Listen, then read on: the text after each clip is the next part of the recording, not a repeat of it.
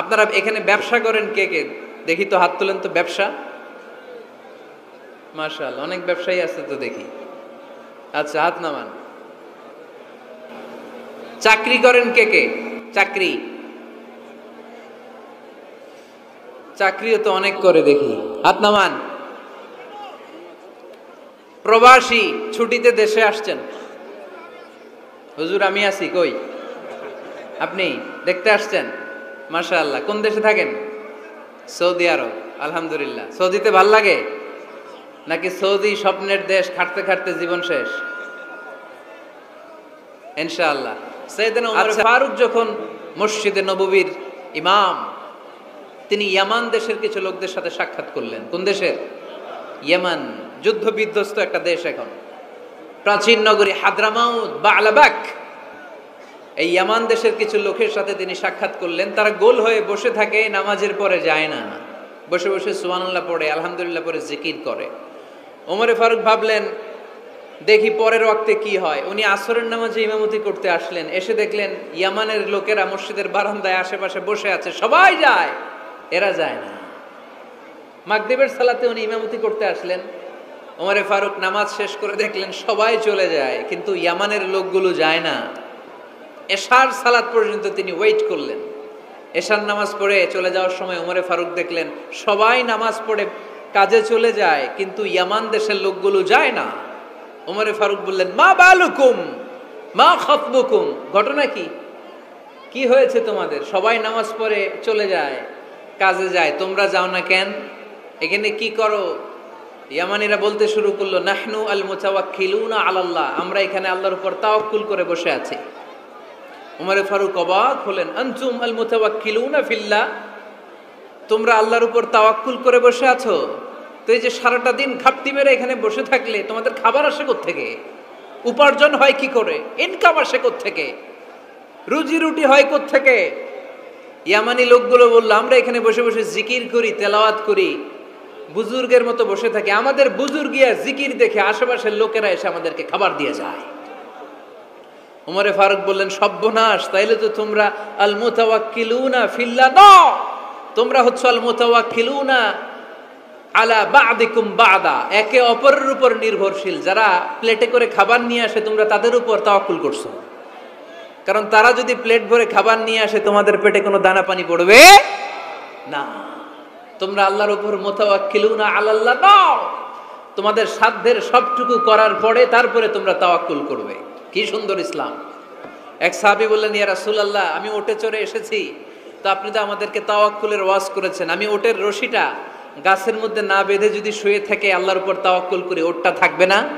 বিশ্বনবী বললেন, না, তোমার ওট থাকবে না, আগে রশি দিয়ে ওটটা বাঁধো, ইআকিলহা সুম্মা তাওয়াক্কাল আলাল্লাহ, আগে টাইট করে রশি দিয়ে গাছের সাথে ওটের রশিটা বাঁধো, এরপর আল্লাহর উপর তাওয়াক্কুল করো। এইটার নাম তাওয়াক্কুল। চিল্লায় বলেন ঠিক কিনা?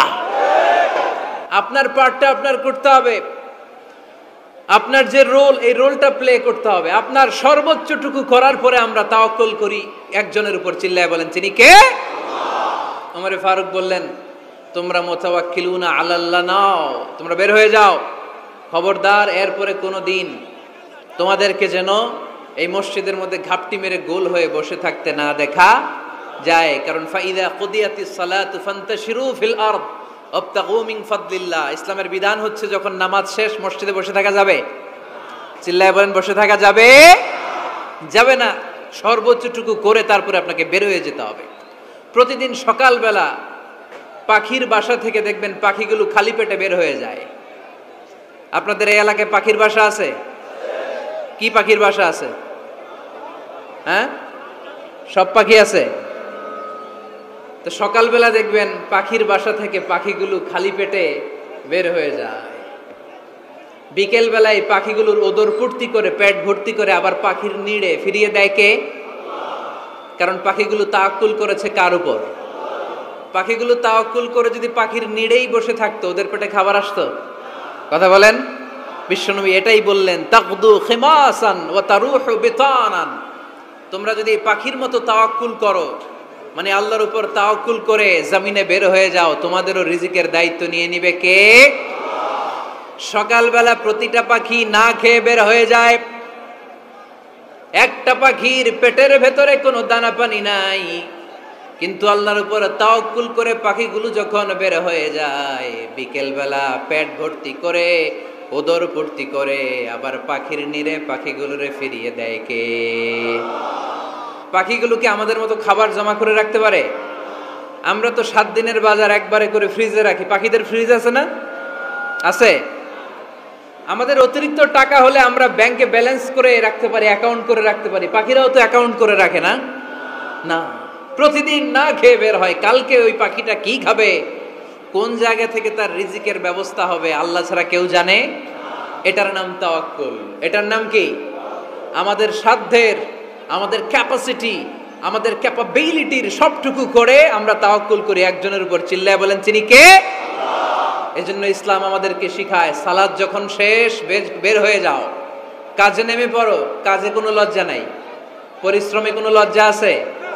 যিনি রিক্সা চালায় এতে তার কোনো লজ্জা আছে?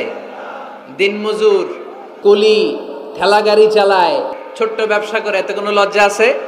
লজ্জা নাই। খেয়াল রাখবেন, লজ্জা হচ্ছে অলসতায়। লজ্জা কিসে? বিষ্ণু ঈসা ইসলাম বলেছেন, মা আকালা আহাদুন তুআমান কাত্তু খায়রুম মিন আইয়াকুলা মিন আমালি ইয়াদি। নিজ হাতে উপার্জিত খাবারের চেয়ে, অর্থের চেয়ে শ্রেষ্ঠ খাবার পৃথিবীর কোনো মানুষ কোনোদিন ভক্ষণ করে নাই। চিল্লায় কোন সুবহানাল্লাহ। শ্রেষ্ঠতম খাবার নিজ হাতে উপার্জিত খাবার। ঘাম জড়িয়ে যে অর্থ উপার্জন করা হয়, যে ইনকাম করা হয়, এটা হালাল। আর হালাল খেয়ে দোয়া করলে কবুল করে কে? এজন্য খেটে খাওয়া মানুষ, শ্রমজীবী মানুষ আর মেহনতি মানুষদেরকে বিশ্বনবী খুব ভালোবাসতেন। তারা বিশ্বনবীর বন্ধু, আর বিশ্বনবী ছিল তাদের বন্ধু। সুবহানাল্লাহ পড়েন। এত ভালোবাসতেন বিশ্বনবী খেটে খাওয়ার মেহনতি মানুষদেরকে। সব সময় বিষ্ণু ইসলাম তাদের জন্য দোয়া করতেন। এজন্য যারা খেটে খায় তারা কপালওয়ালা, তারা মুস্তাজাবুদ দাওয়া। তারা কি?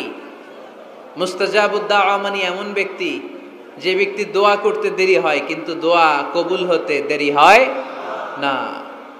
আল্লাহ বলেছেন, লিয়াবলুয়াকুম আইয়ুকুম আহসানু আমালা।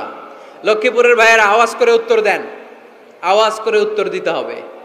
জান্নাতে যেতে হলে 100তে কত নাম্বার পেতে হবে? হ্যাঁ, হয় নাই।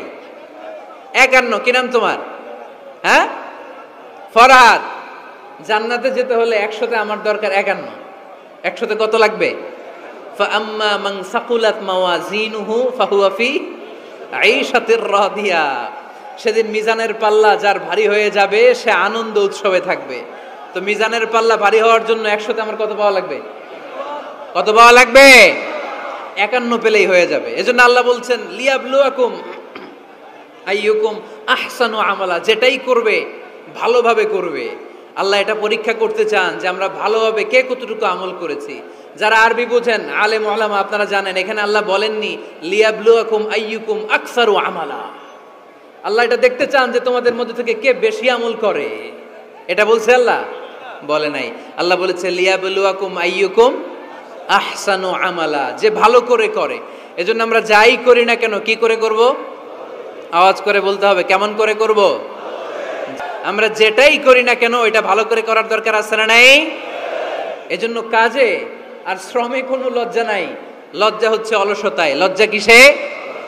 অলসতায়। বিষ্ণু ঈসা ইসলামের কাছে এক সাহাবী এসে বলল, ইয়া রাসূলুল্লাহ আ'তিনি শাইআন, আপনি আমাকে কিছু দান করেন, আমার কিছুই নাই। বিষ্ণু বললেন, তোমার কিছু নাই? সাহাবী বললেন, ইয়া রাসূলুল্লাহ ঘরে আমার শুধু 2টি জিনিস আছে। কয়টা? চিল্লায় বলেন, কয়টা? 1 হচ্ছে একটা জামা, 2 হচ্ছে পানি খাওয়ার একটা জগ। বিষ্ণু বললেন, এই 2টাই নিয়ে আস।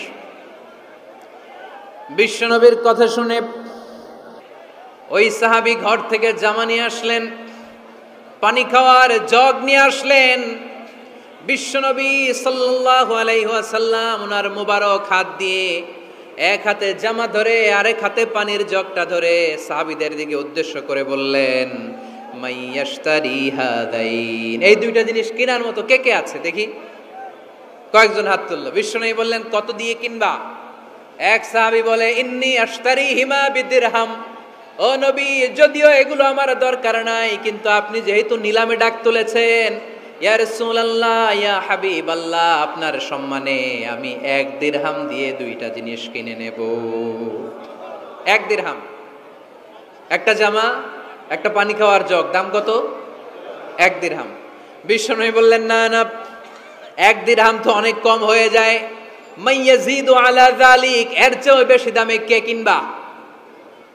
আরেক সাহাবী হাত তুলে বলতে লাগলেন, ইয়া রাসূলুল্লাহ, ইয়া হাবিবাল্লাহ, ওয়া ইন্নী আশতারিহিমা বিদিরহামাইন, আমি এই জামাটার পানি খাওয়ার জগটা 1 দিরহাম নয় 2 দিরহামের বিনিময়ে কিনতে চাই।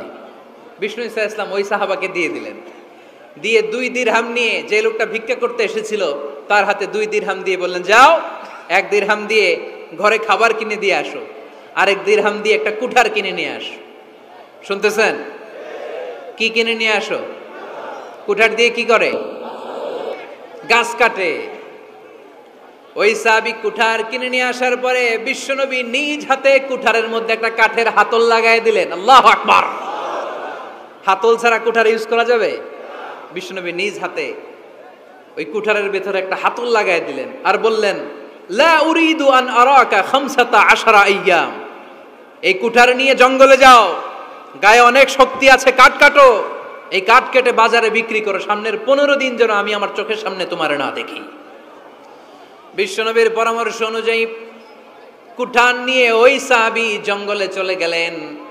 কাঠ কেটে বাজারে বিক্রি করতে করতে 15 দিন পরে 10 দিরহাম নিয়ে বিশ্বনবীর দরবারে হাজির হয়ে গেলেন। 10 দিরহাম নিয়ে বিশ্বনবীর কাছে হাজির হয়ে গেলেন। সাহাবী এসে বলল, ইয়া রাসূলুল্লাহ, এখন আর আমার ভিক্ষা করা লাগে না, আমার গায়ে অনেক শক্তি আল্লাহ দিয়েছে, আই এম ভেরি এনার্জেটিক, আপনার দেয়া বরকতের কুঠার দিয়ে আমি কাঠ কেটে কেটে স্বাবলম্বী হতে শুরু করেছি। সুবহানাল্লাহ পড়েন। আমি এখন 10 দিরহামের মালিক। বিশ্বনবী বললেন, লা আইয়াহতাতিবা আহাদুকুম হুজমাতান আলা যাহরিহি খায়রুম মিন আইয়াসআলা শাইআন ফায়ুতিয়াহু আও ইয়ামনাহু, যাদের গায়ে শক্তি আছে তারা ভিক্ষা না করে কাঠ কেটে পিঠে সেই বোঝা নিয়ে বাজারে বিক্রি করা অনেক ভালো। কারণ কারো কাছে যদি তুমি হাত পাতো, সে দিতেও পারে, নাও দিতে পারে, আর কষ্ট করলে কষ্ট কোনোদিন বৃথা যায় না। চিল্লায় বলেন ঠিক কিনা? বিষ্ণু ইসা ইসলামের অনুপ্রেরণায় এই সাহাবা অল্প কিছুদিনের ব্যবধানে স্বাবলম্বী হয়ে গেলেন। What is the moral of the story? বিশ্বনবীর এই প্রফেটিক স্টোরি থেকে আমাদের কি শিক্ষা? লেসন নাম্বার 1, বিশ্বনবী চাইলেই ওই 2 দিরহাম দিয়ে বলতে পারতো, যাও খাবার দাবার কিনে ফ্যামিলিতে দিয়ে আসো। সে ওই 2 দিরহাম নিয়ে খাবার দাবার কিনে ফ্যামিলিকে খাইয়ে রাত্রে আবার ভিক্ষায় নামতো। কথা কন? রাত্রে কি করতো? ভিক্ষায় নামতো। বিষ্ণু ইসা ইসলাম তাকে কাজ করে খাওয়ার জন্য উৎসাহ দিলেন। পাশাপাশি বিষ্ণু ইসা ইসলাম পার্মানেন্ট সলিউশন দিলেন। এজন্য পার্মানেন্ট সলিউশনের ব্যবস্থা করতে হবে। অনেকে আমরা যাকাত দেই, যাকাতের শাড়ি দেই, যাকাতের লুঙ্গি দেই, আছে না নাই? যাকাতের লুঙ্গি বলতে কোনো কথা ইসলামে নাই।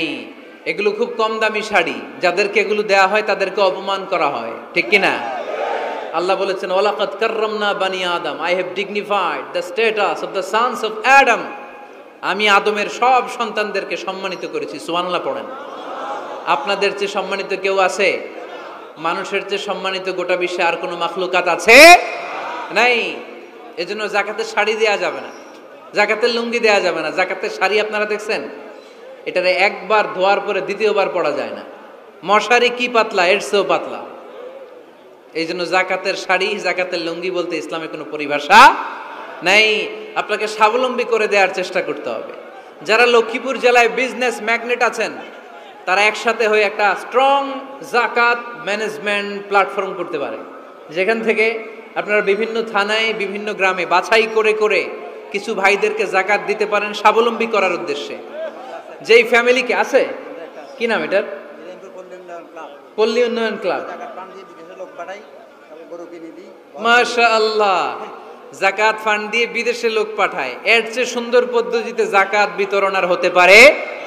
যেই লোকটাকে, যেই ছেলেটাকে বিদেশে পাঠানো হয়েছে, ওই ফ্যামিলিটা আর কোনোদিন যাকাতের শাড়ি নেওয়ার জন্য লাইনে দাঁড়াবে? যেই ছেলেটাকে ওনারা অস্ট্রেলিয়ান গাভী কিনে দিছে, দুধ বিক্রি করে যেই ফ্যামিলিটা স্বাবলম্বী হতে শুরু করেছে, তারা আর কোনোদিন যাকাতের লাইনে যেয়ে দাঁড়াবে না। এজন্য যাকাত দিতে হবে স্বাবলম্বী করার জন্য। ইসলাম আমাদেরকে এটাই শিখিয়েছে, কাজ করে খেতে হবে। কাজে লজ্জা নেই, লজ্জা হচ্ছে অলসতায়। লজ্জা কিসে? আজকের আলোচনা থেকে এটা মুখস্থ করে নিতে হবে, কাজে লজ্জা নেই। লক্ষ্মীপুরের ইয়াংস্টারেরা শ্রমে লজ্জা নেই। পরিশ্রমে লজ্জা নেই, লজ্জা অলসতায়। লজ্জা কিসে? আরো জোরে। নবীরা কি এমনি এমনি বসে বসে খাইছে? কঠিন পরিস্থিতিতেও নবীরা পরিশ্রম করে উপার্জন করা লেগেছে, ঠিক কিনা? সাইয়েদনা মারিয়াম আলাইহিস সালাম, যার নামে আল্লাহ তাআলা কোরআনে একটা সূরা দিলেন, উনি পৃথিবীতে এমন একজন মহিয়সী নারী, যেই নারীর গর্ভে, যেই নারীর পেটের ভেতরে স্বামীর স্পর্শ ছাড়া সন্তান দিয়েছে কে? সাইয়েদনা ঈসা আলাইহিস সালাম পেটে আসলেন। মারিয়াম আলাইহিস সালাম লজ্জা পেলেন। হায় হায়, কেমন করে এলাকাবাসীদের কাছে আমি আমার মুখ দেখাবো? বিয়ে করি নাই, স্বামী নাই, বিয়ে হয় নাই, স্বামী নাই, কিন্তু পেটে সন্তান চলে এসেছে। হায় হায়, এলাকায় কেমনে মুখ দেখাবো? লজ্জায় পড়ে মারিয়াম আলাইহিস সালাম এলাকা থেকে চলে গেলেন। কি অবাক করে কাণ্ড! বাচ্চা ভূমিষ্ঠ হওয়ার জন্য, বড় হওয়ার জন্য 6 মাস 7 মাস লাগে নাই, পেটে বাচ্চা আসার সাথে সাথে বাচ্চাটারে বড় করে দিয়েছে কে? সাইয়েদাতুনা মারিয়াম আলাইহিস সালাম এবার বসে বললেন, বুঝতে আরম্ভ করলেন প্রেগন্যান্সির পেইন উঠেছে। হঠাৎ করে পেট থেকে বাচ্চা ভূমিষ্ঠ হয়ে যাওয়ার পরে উনি কাঁপতে আরম্ভ করলেন। ক্ষুধার চোটে খাবার কিছু নাই, সামনে ঝর্ণা, উপরে একটা খেজুর গাছ। সাইয়েদনা ঈসা আলাইহিস সালামকে কোলে নিয়ে মারিয়াম আলাইহিস সালাম মনে মনে ভাবে, হায় রে, কেউ যদি একটু খেজুর পেড়ে দিত, এই ক্ষুধার মুহূর্তে আমি খেজুর খেয়ে পেটের ক্ষুধা নিবারণ করতাম। রব্বুল আলামিন মারিয়ামকে উদ্দেশ্য করে আয়াত নাজিল করে দিলেন, ওয়া হুজ্জি ইলাইকি বিজিযইন নাখলাতি তুসাকিত আলাইকি রতবান জানিয়া। কোরআন সাক্ষী, হুজ্জি ইলাইকি বিজিযইন নাখলা, এর মানে হচ্ছে মারিয়াম, কেউ পেড়ে দিবে না, একটু কষ্ট করে হাতটা উঁচু করে খেজুরের ডালা ধরে ঝাঁকুনি মারো, টসটসে কাঁচা পাকা খেজুর নিচের দিকে পড়বে, তারপর তুমি তুলে খাবে। সুবহানাল্লাহ পড়েন। আল্লাহ চাইলে অটোমেটিক্যালি কারামাত হিসেবে খেজুরগুলো নিচে ফেলতে পারতেন না? কথা কন, খেজুরগুলো অটোমেটিক্যালি নিচের দিকে পড়ছে? পড়ে নাই। আল্লাহ শিক্ষা দিয়েছে, যেই পরিস্থিতিতে থাকো না কেন, তোমাকে শ্রম ব্যয় করে, কষ্ট করে তোমার উপার্জন করতে হবে, রিজিকের বন্দোবস্ত করতে হবে। চিল্লায় বলেন ঠিক কিনা? ইসলাম আমাদেরকে এটাই শিখিয়েছে, কাজে লজ্জা নাই। আবার বিশ্বনবী বললেন, ইন খামাতিস সাআ ওয়া ফি ইয়াদি আহাদিকুম ফাসিলাতুন, তোমাদের কারো হাতে যদি একটা চারা বীজ থাকে, সে যদি দেখে কিয়ামত হতে শুরু করেছে, ফাইন ইসতাতাআ আন ইয়াগরিসাহা ক্বাবলা আন তাকুমাস সাআ ফালইয়াগরিসহা, কারো হাতে একটা চারা বীজ নিয়ত করেছে, চারা বীজটা রোপণ করবে, ইন দ্য মিন টাইম দেখলো কিয়ামত হতে শুরু করেছে, বিশ্বনবী বললেন, যদি তোমার সুযোগ থাকে কিয়ামত হওয়ার আগে চারা বীজটা রোপণ করে দাও। কথা বুঝতে পেরেছেন? আপনার হাতে একটা চারা বীজ, আপনি প্ল্যান করেছেন এই চারা বীজটা রোপণ করবেন, ইন দ্য মিন টাইম দেখলেন কি হওয়া শুরু হয়েছে? ইযা জুলজিলাতিল আরদু জিলজালাহা, দ্য বিগেস্ট আর্থকোয়েক, ভূমিকম্প শুরু হয়েছে, কিয়ামত হয়ে যাবে। বিশ্বনবী বললেন, কিয়ামত হইতেছে ওদিকে, আর তোমার হাতে যদি চারা বীজ থাকে, দেরি করো না, কিয়ামত তোমার কাছ পর্যন্ত আসার আগে সুযোগ পেলে চারা বীজটা রোপণ করে দাও। ইসলাম শিখিয়েছে শেষ নিঃশ্বাস পর্যন্ত তোমাকে লড়ে যেতে হবে। এই পৃথিবীতে কেউ কাউকে জায়গা করে দেয় না, জায়গা করে নিতে হয়। এই পৃথিবীটা, the life is not a bed of roses, এটা ফুল বিছানো কোনো ফুলসজ্জা নয়, এটা কণ্টকাকীর্ণ। কেউ আপনার স্পেস করে দিবে না, কেউ আপনাকে সুযোগ করে দিবে না, কেউ আপনার জায়গা করে দিবে না, বরং আপনি জায়গা করে নিলে টাইনা নিচে নামাবে। কথা বলেন? এজন্য কখনো অলসতাকে স্থান দেয়া যাবে। রসুল বাত্তালি দুক্কানু শয়তান, অলস মস্তিষ্ক শয়তানের আড্ডা। অলস যদি কেউ থাকে, এটারে টেনে বেঁধে কাজে নামাবেন, পারা যাবে? আলহামদুলিল্লাহ, লক্ষ্মীপুরে এরকম অলস ছেলে পেলে নাই।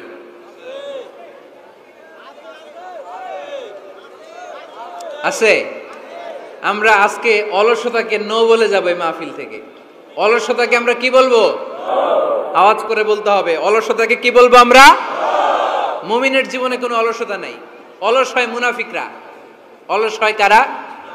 চিল্লায় বলতে হবে। মুমিনরা অলস হয়? অলস হয় কারা? এজন্য কোরআনে আল্লাহ একথাও বলে দিলেন, ওয়াইদা কামু ইলাস সালাতি কামু কুসালা ইউরাউনান নাসা ওয়ালা ইয়াযকুরুনাল্লাহা ইল্লা কালিলা। সুবহানাল্লাহ পড়েন। মুনাফিকরা যখন মানুষকে দেখানোর জন্য নামাজে যায়, ওই নামাজে তাদের ইখলাস নাই, ওই নামাজের ভেতরে তাদের কোনো খুশু খুদু নাই, ওই নামাজের ভেতরে আছে শুধু অলসতা। ওই নামাজে কি আছে? কিন্তু আমরা যখন নামাজে যাই আমাদের অলসতা আছে? আমরা নামাজ পড়লে আমাদের হৃদয়টারে সজীব করে দেয় কে? আমরা উযু করলে আমাদের মনটাকে চাঙ্গা করে দেয় কে? আমরা মসজিদে ঢুকলে হৃদয়টাকে প্রাণবন্ত করে দেয় কে? মুমিন তো নামাজে গেলে চাঙ্গা হয়, মুমিন ওযু করলে চাঙ্গা হয়। বিষ্ণু ঈসা ইসলাম বললেন, ইয়াকিদু শাইতানু আলা কাফিয়াতি রাসি আহাদিকুম ইযা নাম। আমরা যখন ঘুমোতে যাই, শয়তান আমাদের প্রত্যেকের মাথার পিছনে 3টা অলসতার গিট মারে। কয়টা? আওয়াজ করে বলেন। 3টা অলসতার গিট মারে। ইয়াকিদু শাইতানু আলা কাফিয়াতি রাসি আহাদিকুম সালাসা উকাব। 3টা গিট মারে যখন আমরা ঘুমোতে যাই। অলসতার 3টা গিট মেরে আমাদের কানের সামনে এসে ফিসফিস করে মন্ত্র পড়তে থাকে, আলাইসা লাইলুন তাওয়িলুন ফারকুদ, আলাইসা লাইলুন তাওয়িলুন ফারকুদ। বিশাল লম্বা রাত, ঘুমাও, অনেক সময় আছে, ঘুমাও। রাত 5টা বেজে যাচ্ছে, তাহাজ্জুদের সময় শেষ হয়ে যাচ্ছে, তখনও শয়তান বলে রাত অনেক লম্বা, ঘুমাও। ফজরের সময় পার হয়ে যাচ্ছে, সূর্য উঠে যাচ্ছে, শয়তান বলে আলাইসা লাইলুন তাওয়িলুন ফারকুদ, এখনো অনেক সময় আছে, লম্বা লম্বা লম্বা চৌড়া রাত পড়ে আছে, তুমি ঘুমাও। বিশ্বনবী বললেন, ফাইনিস্তাইকাযা ওয়া যাকারাল্লাহ ইনহাল্লাত উকদা। আমার উম্মতের কেউ যখন ঘুম থেকে জেগে ঘুম থেকে ওঠার দোয়া পড়া শুরু করে দেয়, অলসতার প্রথম গিটটা সাথে সাথে খুলে দেয় কে? আপনি ঘুম থেকে উঠেই যখন ঘুম থেকে ওঠার দোয়া পড়বেন, আপনার অলসতার প্রথম গিট খুলে দেয় কে? ঘুম থেকে ওঠার দোয়াটা কি? আলহামদুলিল্লাহিল্লাযী আহইয়ানা বা'দামা আমাতানা ওয়া ইলাইহিন নুশুর। প্রশংসা সে আল্লাহর, যে আল্লাহ আমাদেরকে লম্বা একটা ঘুম শেষে, মৃত্যু শেষে আমাদেরকে ঘুম থেকে উঠালেন। এই দোয়াটা পড়ার সাথে সাথে শয়তান যে 3টা গিট মারছে, ওই 3টার একটা খুলে দেয় কে? ফাইন তাওয়াদ্দা ইনহাল্লাত উকদা। ঘুম থেকে জেগে ঘুমের দোয়া পড়ার পরে যখন কেউ ওযু করে ফেলে, অলসতার দ্বিতীয় গিটটাও খুলে দেয় কে? ওযু করার পরে ফাইন সাল্লাত ইনহাল্লাত উকদা, নামাজের মুসল্লায় দাঁড়িয়ে যখন নামাজ শুরু করে দেয়, অলসতার 3 নাম্বার গিটটাও খুলে দেয় কে? 3টা গিট যখন খুলে দেয়, বিষ্ণু ঈসা ইসলাম বললেন, ফাআসবাহা নাশীতাল কলব। নাশীত, তখন মুমিন বান্দা সজীব হয়ে ওঠে, প্রাণবন্ত হয়ে ওঠে, উচ্ছ্বসিত হয়ে ওঠে। ওয়া ইল্লা খাবিসান নাফসি কাসলান। আর যদি ঘুমিয়ে থাকে, 3টা গিট তার মাথার পেছনে শয়তানের অলসতার লেগে থাকে, তাহলে তার দিনটা শুরু হয় অলসতা দিয়ে, আর সে হয় অলসতার রাজা। চিল্লায় এখন ঠিক কিনা? এজন্য আমরা কি অলস হতে চাই না কর্মঠ হতে চাই? কোন নবীরা কি অলস ছিলেন? পৃথিবীতে কোন নবী অলস ছিলেন? সব নবী কর্মঠ ছিলেন। বিষ্ণু ঈসা ইসলাম বললেন, মা বাআসাল্লাহু নাবিয়্যান ইল্লা রাআল গানাম। এই পৃথিবীতে এমন কোন নবী নাই যেই নবী বকরি চড়ায় নাই। কি চড়ায় নাই? ছাগল চড়ায় নাই। সাহাবারা বললেন, ইয়া রাসূলুল্লাহ আনতা কাযালিক, আপনিও ছাগল চড়াইছেন? বিষ্ণু ঈসা ইসলাম বললেন, না, আমিও ছাগল চড়িয়েছি। ওয়া ইন্নী আরআহা আলা কারারাইতি আহলি মক্কা, আমি তো মক্কাবাসীদের অল্প কিছু পয়সার বিনিময়ে তাদের ছাগলগুলোকে চড়িয়ে দিতাম। সুবহানাল্লাহ পড়বেন না? বিষ্ণু ঈসা ইসলাম ছাগল চড়াতেন। ছাগল চড়ানো সহজ কাজ না কঠিন কাজ? কেন? হ্যাঁ, টেরা খুঁটি মারে। হ্যাঁ, কি করে? বসে থাকতে হয়। তো ছাগল যারা পালে তারা জানে ছাগল পালা কত কষ্ট। ওরে ডানে টান দিলেও কই যায়? রশি ধরে বায়ে টান দিলে কই যায়? সামনে টানলে কই যায়? পিছনে টানলে কই যায়? সারা সপ্তাহ আপনি সময় পান না এটারে গোসল করাবেন। ভাবলেন আজকে জুমার দিন আমিও গোসল করি, এটারে গোসল করাই। এটারে আপনি পুকুর ঘাটে নিবেন, টান দিছেন, ওর বাপের কিরা, ও 1 ইঞ্চিও সামনে যাবে না। ঠিক কি না? এই টেরা প্রাণী আল্লাহর কি মহিমা। আল্লাহ তাআলা পৃথিবীর সবচেয়ে শ্রেষ্ঠতম মানুষদেরকে ছাগল চড়িয়ে ছেড়েছেন। ঠিক কি না? মা বাআসাল্লাহু নাবিয়্যান ইল্লা রাআল গানাম। এই পৃথিবীতে এমন কোন নবী ছিল না যে নবীরা ছাগল চড়ায় নাই। আল্লাহ বুঝাতে চাইলেন ছাগল চড়ানো অনেক কষ্টের কাজ।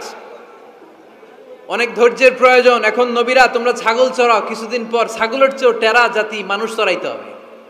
মানুষের মধ্যেও টেরা আছে না নাই? ভালো বললে ভালোটা বুঝে না, ডানে যেতে গেলে বায়ে যায়, বায়ে যেতে বললে ডাইনে যায়, এরকম আছে না নাই? মানুষ যত বড় তার নাম হবে ছোট। মহাবিশ্বের সবচাইতে শ্রেষ্ঠ যে মহামানব আমাদের প্রিয় নবী, চিল্লায় বলেন ঠিক কিনা? গোটা বিশ্বের মানুষ তার প্রশংসা করে। এই বিশ্বনবী ঈসা ইসলামের এক শব্দে নাম, কি নাম তার? মুহাম্মদ, MUHAMMAD, মিম হা মিম দাল, মুহাম্মদ, এক শব্দে তার নাম। এত কিছু নাই, এত উপাধি নাই, লকব নাই, কত সুন্দর করে আল্লাহ তার নামে একটা কোরআনের সূরাও দিলেন। জোরে বলেন ঠিক কিনা? এই নবীর প্রশংসা শুধু আমরা করি না, গোটা বিশ্ব করে। গোটা বিশ্বের মানুষ আমার নবীর প্রেমে ভালোবাসায় মাতোয়ারা। আপনি ইংল্যান্ডের ব্রিটিশ মিউজিয়ামে যদি কখনো ঢুকেন, দেখবেন ইংল্যান্ডের ব্রিটিশ মিউজিয়ামের এন্ট্রান্সে এই সাদা পাথরের ফলকে লেখা, as a father, as a teacher, as a law giver, as a law maker, as a reformer of the society, Muhammad is the superman of the world.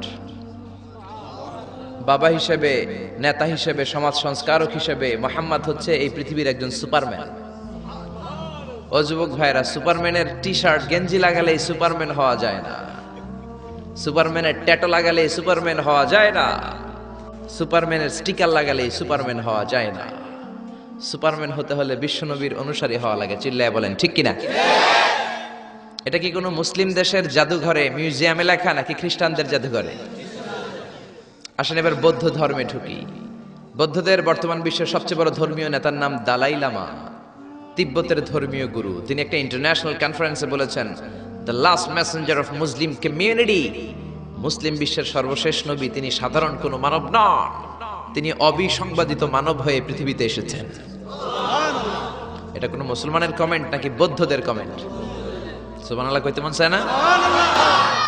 এবার আসেন খ্রিস্টানরা আবার কি বলে।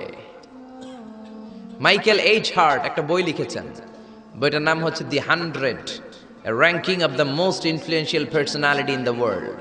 পৃথিবী কাঁপানো 100 জন মনীষীর জীবনী তিনি সেখানে এনেছেন।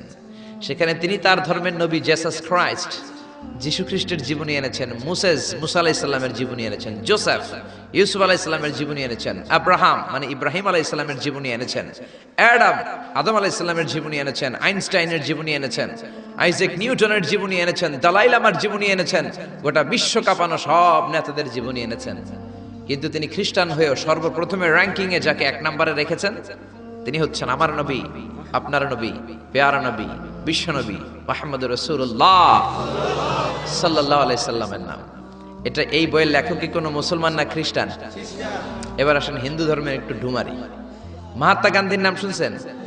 ভারতের অবিসংবাদিত নেতা, ব্রিটিশ খেদাও আন্দোলনের পুরোধা, যিনি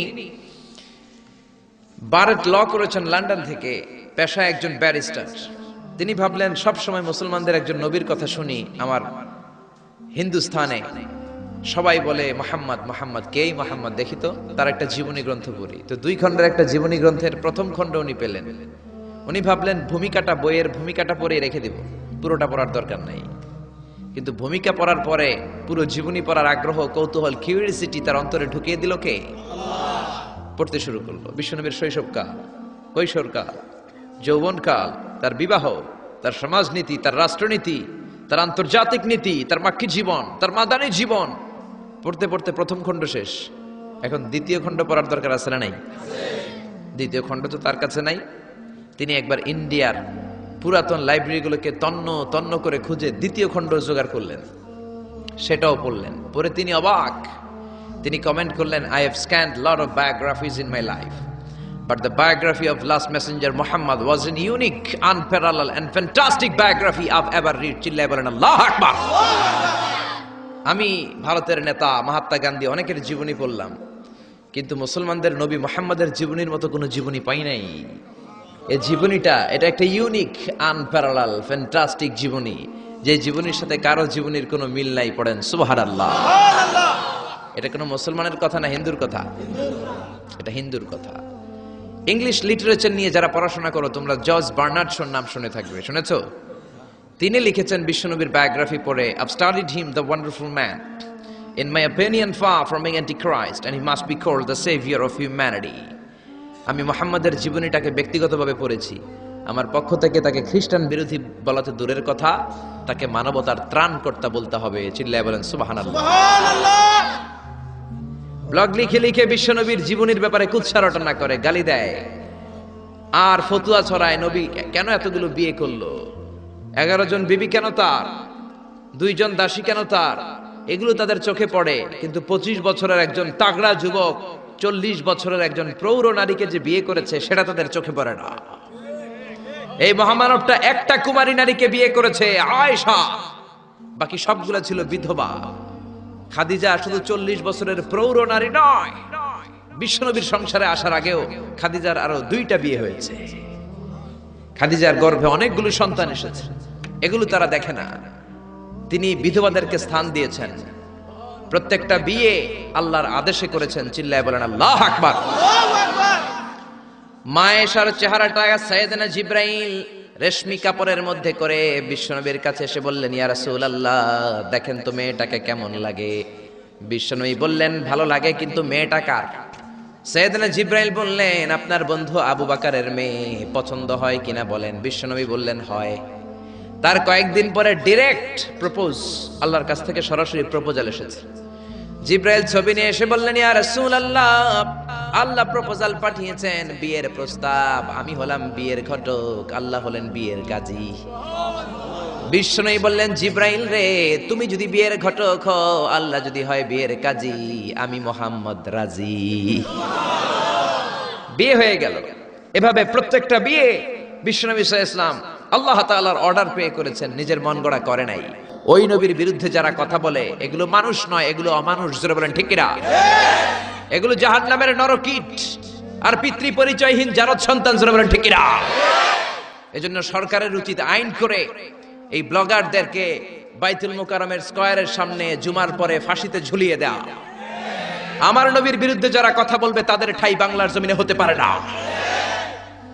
এজন্য এই ব্লগার আর নাস্তিকগুলোর বিরুদ্ধে আমাদেরকে এক থাকতে হবে। বিশ্বনবীর গালি দেয়া হবে, মুসলমান ঘরে বসে থাকবে, সে মুমিন নয়, সে মুনাফিক। আসুন আমরা মহাবিশ্বের মহাবিশ্বয় মহাগ্রন্থ আল কোরআন থেকে কথা শুনি, যেই কোরআনের মধ্যে কোনো ভুল নাই, আছে সন্দেহ নাই, আছে সংশয় নাই, আছে। পৃথিবীর কোনো ধর্মগ্রন্থকে মুখস্থ করা যায় না, কিন্তু কোরআনকে করা যায়। এটা কোরআনের মুআজিজা। কোন ধর্মগ্রন্থ অবিকৃত অবস্থায় নেই। They already distorted their scripture. তাওরাত, জাবুর আল্লাহ নাজিল করেছেন হিব্রু ভাষায়। বলেন তো কোন ভাষায়? আরবিতে এটাকে বলে আল-লুগা আল-ইব্রানিয়া। ইব্রানি ভাষায় নাজিল করেছেন। ইনজিলকে আল্লাহ তাআলা নাজিল করেছেন সুরিয়ানি ভাষায়। আর এই কোরআনকে আল্লাহ তাআলা নাজিল করেছেন কোন ভাষায়? রব্বুল আলামিন বলেন, ইন্না আনজালনাহু কুরআনান আরাবিয়্যান লাআল্লাকুম তাআকিলুন। ও নবী, এই কোরআনকে আমি সুরিয়ানি ভাষায় পাঠাই নাই, ইব্রানি ভাষায় পাঠাই নাই, চাইনিজ ভাষায় পাঠাই নাই, ইংলিশ ভাষায় পাঠাই নাই। কোরআনকে আল্লাহ কোন ভাষায় পাঠালেন? এজন্য আরবি শিখতে রাজি আছেন তো? ছেলে মেয়েদেরকে কোরআনের ভাষা শিখাবেন। কোরআনের ভাষা আরবি ভাষা। কোরআনের ভাষা শিখলে ফ্যামিলিটারে বরকতময় করে দিবে কে? আল্লাহ। সব নবীকে এরকম আল্লাহ মিরাকেল দিয়েছেন, অলৌকিক বিষয়। দাউদ আলাইহিস সালামের মিরাকেল মুআজিজা আছে না নাই? ওয়া আলান্না লাহুল হাদীদ।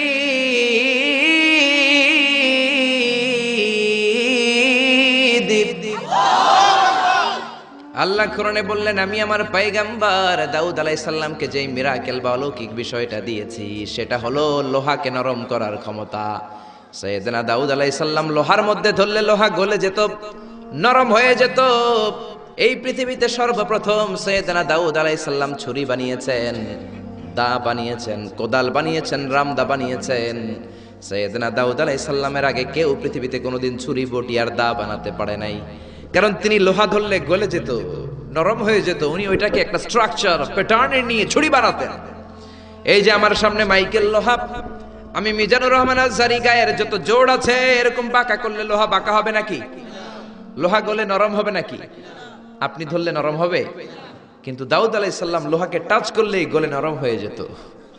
পাথর দিয়ে চাপটা করে করে যেমন খুশি তেমন ছুরি বানাতেন, দা বানাতেন, শাবল বানাতেন। এটা আর কেউ পারতো না, কারণ এটা দাউদ নবীর মুজিজা। চিল্লায় বলেন ঠিক কিনা? দাউদ আলাইহিস সালাম ইন্তেকাল করলেন, পৃথিবীতে নাই নাকি আছে? দাউদ নবী বেঁচে আছে? উনি নাই, উনি চলে গেলেন। উনি চলে যাওয়ার পর কেউ কি উনার পরে আর লোহাকে এরকম গলাতে পেরেছে নাকি, নরম করতে পেরেছে নাকি? তার মানে দাউদ নবী শেষ, সাথে সাথে দাউদ নবীর মুজিজাও শেষ। জোরে কোন ঠিক কিনা? দাউদ নবী চলে গেলেন, দাউদ নবীর মুজিজাও চলে গেল। জোরে বলেন ঠিক কিনা? এরপরে মুসা আলাইহিস সালামের মুজিজা আছে না নাই? আমা তিলকা বিয়ামিনিকা ইয়া মুসা, ও মুসা তোমার ডান হাতে কি? সাইয়েদনা মুসা আলাইহিস সালাম বললেন হিয়া আসায়া, এটা আমার লাঠি। এই লাঠি ছিল মুসা আলাইহিস সালামের মুজিজা। মুসা আলাইহিস সালাম এই লাঠি মাটিতে গেড়ে দিলে গাছ হয়ে যেত, সাগরে রেখে দিলে ব্রিজ হয়ে যেত, ফেরাউনের সামনে রেখে দিলে বিশাল অজগর সাপ হয়ে যেত। কোন সুবহানাল্লাহ। মুসা আলাইহিস সালাম চলে গেলেন, ইন্তেকাল করলেন, কিন্তু ওনার লাঠিটা পৃথিবীতে ছিল। মুসা নবী মরে গেলেন, কিন্তু ওনার লাঠি ছিল। কিন্তু উনি চলে যাওয়ার পরে ওনার এই লাঠিটা দিয়ে কেউ কোনোদিন সাপ বানাতে পেরেছে নাকি? গাছ বানাতে পেরেছে নাকি? ব্রিজ বানাতে পেরেছে নাকি? তার মানে মুসা নবী শেষ, সাথে সাথে মুসা নবীর মুজিজাটাও শেষ। জোরে কোন ঠিক কিনা? মুসা নবী চলে গেলেন, মুসা নবীর মুজিজাও চলে গেল। ঈসা আলাইহিস সালামের মুজিজা আছে না নাই? ঈসা নবীর মুজিজা, ইট ওয়াজ ভেরি ডেঞ্জারাস মুজিজা ইন দ্য ওয়ার্ল্ড।